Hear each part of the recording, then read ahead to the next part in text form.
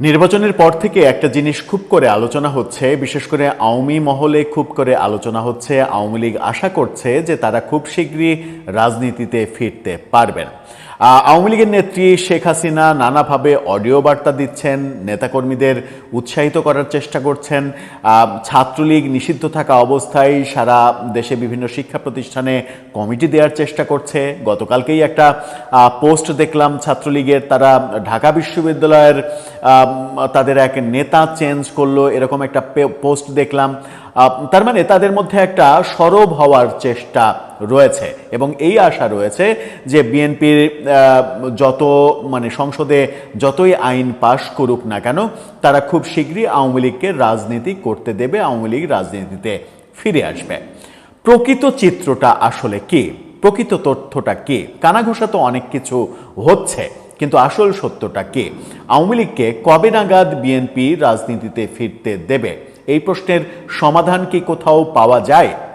হালকা একটু সমাধান আমরা খোঁজার চেষ্টা করেছি বিএনপির সরকারের বর্তমান স্বরাষ্ট্রমন্ত্রী, বিএনপির এই মুহূর্তে মনে হচ্ছে যে দ্বিতীয় প্রভাবশালী নেতা সালাউদ্দিন আহমেদ, তার বক্তব্যের মধ্য দিয়ে আমরা খুঁজে বের করার চেষ্টা করেছি আওয়ামী লীগ ইস্যুতে বিএনপি এবং বিএনপির সরকারের অবস্থানটা কি, আওয়ামী লীগের ভবিষ্যৎ কোন দিকে যাচ্ছে। আমরা সেটা একেবারে স্পেসিফিক আপনাদেরকে জানাতে চাই যে আওয়ামী লীগের ব্যাপারে বিএনপি সোজা সাপটা কি সিদ্ধান্তে চলে গেছে। থাকবেন পলিটিক্স টিভির নিয়মিত আয়োজনে।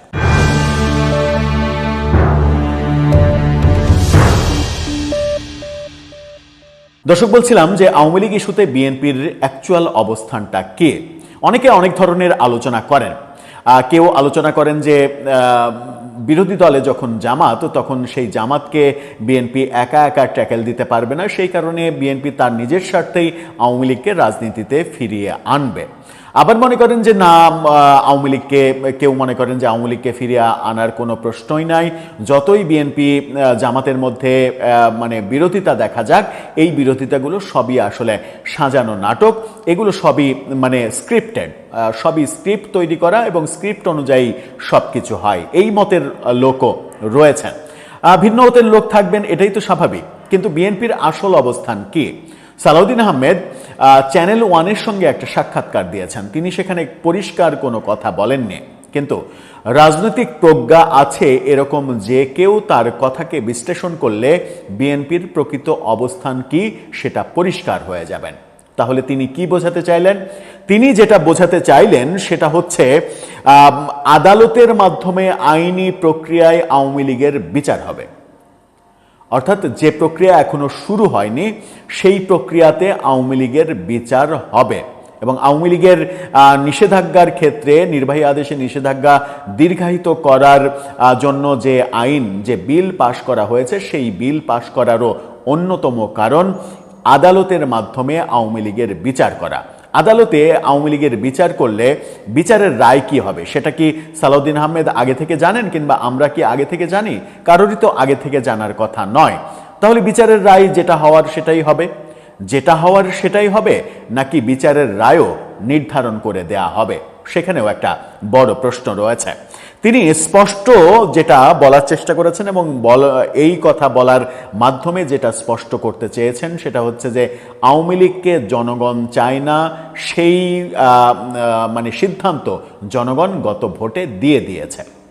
অর্থাৎ গত ভোটের যে রেজাল্ট হয়েছে সেই রেজাল্টে তিনি ভাবছেন যে বিএনপিকে 2/3 আসনে বিজয়ী করা, এটা জনগণের একটা সিদ্ধান্ত যে জনগণ আর আওয়ামী লীগকে চায় না, জনতা এরই মাঝে দিয়ে দিয়েছে। এবং তিনি আরও এটাকে যদি আরও এলাবোরেট করা যায় তার এই কথার ব্যাখ্যা হিসেবে, তাহলে বোঝা যায় যে 24-এর 5 আগস্টই জনগণ বলে দিয়েছে আওয়ামী লীগকে চায় না। কিন্তু আমরা যদি 24-এর 5 আগস্টে আওয়ামী লীগের জনপ্রিয়তা চিন্তা করি, 2 বছর পরে আওয়ামী লীগের জনপ্রিয়তা চিন্তা করি, সেখানে কিন্তু আমরা আকাশ পাতাল একটা তফাৎ দেখতে পাই। এটা আপনি স্বীকার করুন আর না করুন, এটাই সত্য। 2024-এর 5 আগস্টে পতনের সময় আওয়ামী লীগের জনপ্রিয়তা শূন্যের কোটায় প্রায় পৌঁছে গিয়েছিল, কিন্তু সেটা প্রফেসর ইউনূসের মেটিকুলাস ব্যর্থতার কারণে এবং আওয়ামী লীগের চাইতেও খারাপ কাজ করার জন্য আওয়ামী লীগের উপরে মানুষের আস্থা ফিরতে শুরু করেছে এবং মানুষ এক ধরনের মনে করেছে যে ইউনূসের চাইতে তাহলে হাসিনাই ভালো ছিল। এই ভাবনায় আওয়ামী লীগের জনপ্রিয়তা অনেক বেশি তৈরি করতে সক্ষম হয়েছে। এই মুহূর্তে আওয়ামী লীগের যে ভোট ব্যাংক, এর আগে যেটা ভাবা হচ্ছিল 35 থেকে 40% ভোট ব্যাংক রয়েছে, সেই ভোট ব্যাংকের কাছে কিন্তু আওয়ামী লীগ আবার পৌঁছাতে পেরেছে এবং কোনো কোনো ক্ষেত্রে ব্যাপারটা আরও বেড়ে যাবে যদি বর্তমান সরকার কোনো কাজের ক্ষেত্রে, সরকার চালনার ক্ষেত্রে ব্যর্থতার পরিচয় দেয়। সেটা নির্ভর করছে সরকারের ব্যর্থতা সফলতার উপরে, যে আওয়ামী লীগের জনপ্রিয়তা আরও বাড়বে নাকি যে অবস্থায় এসেছে সেই অবস্থায় স্থির থাকবে।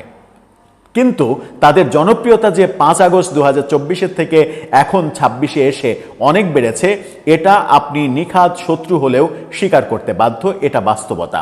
তাহলে জনগণ যে রায় দিয়েছিল 2024-এর 5 আগস্ট, সেই রায়টা আমরা আসলে রাখতে পারিনি, ধরে রাখতে পারিনি, সেই রায়ের মর্যাদা ধরে রাখতে পারিনি। আমাদের ব্যর্থতা দিয়ে জনগণের রায়কে আসলে মিথ্যা প্রমাণ করতে অনেক ক্ষেত্রেই আমরা সফল হয়েছে এবং আওয়ামী লীগ সেখান থেকে ঘুরে দাঁড়ানোর চেষ্টা করতে পেরেছে। আওয়ামী লীগের মূল সংকটটা, আওয়ামী লীগের নেতারা সব পালিয়ে আছে, তারা জেলে যাওয়ার ভয়ে দেশে আসছে না এবং নেতৃত্বের শূন্যতার কারণেই আওয়ামী লীগ আসলে কোনো অ্যাক্টিভিটিস করতে পারছে না। আর নির্বাহী আদেশে নিষেধাজ্ঞার ব্যাপার তো রয়েছে। সালাউদ্দিন আহমেদ বলেছেন আরেকটা কথা, আপনারা আস্তে আস্তে ক্লিয়ার হয়ে যাবেন যে বিএনপির অবস্থানটা কি। তিনি বলেছেন পৃথিবীর কোনো গণহত্যাকারী দল সেই দেশে রাজনীতি করতে পারেনি। তিনি বলেছেন যে ইতিহাস ঘাটলে দেখা যায় যে পৃথিবীর কোনো গণহত্যাকারী দল রাজনীতি করতে পারেনি, আওয়ামী লীগও পারবে না, আওয়ামী লীগও পারবে না। পৃথিবীর কোনো গণহত্যাকারী দল রাজনীতি করতে পারেনি, আওয়ামী লীগও পারবে না, এই কথা কিন্তু তিনি বলছেন এটা আমার কথা নয়, এটা জনগণের কথা, এটা জনগণের রায়। তিনি বলছেন যে নির্বাহী আদেশে নিষিদ্ধের পক্ষে তারা না।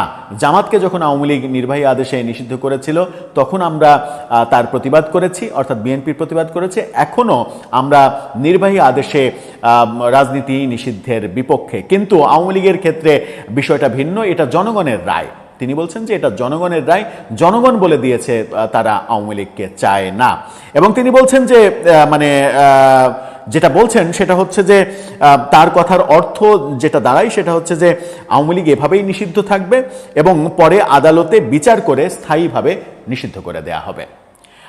তিনি যে আদালতে বিচারের কথা বলছেন, যে আদালতে বিচার হবে, দল হিসেবে আদালতে বিচারের প্রক্রিয়া হয়তো বিএনপি খুব তাড়াতাড়ি শুরু করবে এবং সেই বিচার প্রক্রিয়ার মাধ্যমে বিচারের রায় কি হবে সেটাও কি তাহলে বলে দেয়া হবে, মানে পূর্ব নির্ধারিত রায় বলে দেয়া হবে, যেটা আমরা বাংলাদেশের বিভিন্ন সময় বিভিন্ন বিচারের ক্ষেত্রে অভিযোগ করতে শুনেছি যে সরকার বিচারের রায় লিখে দেয়, যে রায় লিখে দেয় সেই রায় হয়। এমনকি যে সর্বশেষ শেখ হাসিনার যে ফাঁসির আদেশ দেয়া হলো আন্তর্জাতিক অপরাধ ট্রাইব্যুনালে, সেখানেও আওয়ামী লীগের পক্ষ থেকে অভিযোগ করা হয়েছে যে ইউনূস সরকার যমুনায় বসে থেকে রায় লিখে দিয়েছেন, ওটা শুধু আদালতে পাঠ করা হয়েছে। এই অভিযোগটা আমরা শুনেছি।